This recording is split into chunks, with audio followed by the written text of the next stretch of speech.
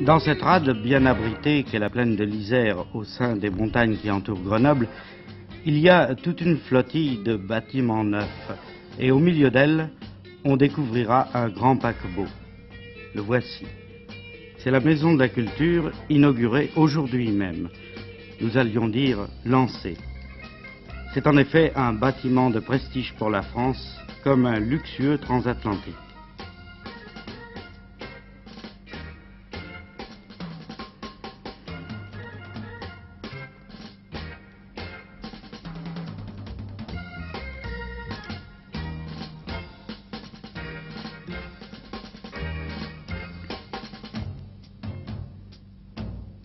Son architecte, M. André Woginski, architecte en chef des bâtiments et palais nationaux, est d'accord lorsqu'on évoque devant lui la ressemblance de son œuvre avec un navire.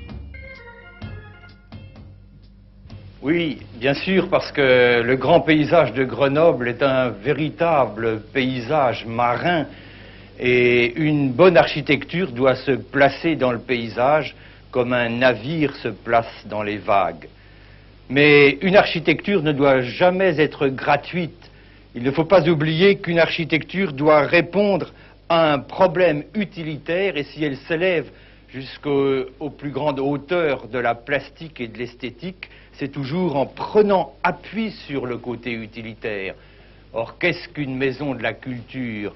Mais c'est avant tout un grand lieu d'accueil, un grand carrefour, un endroit qui reçoit tout le monde.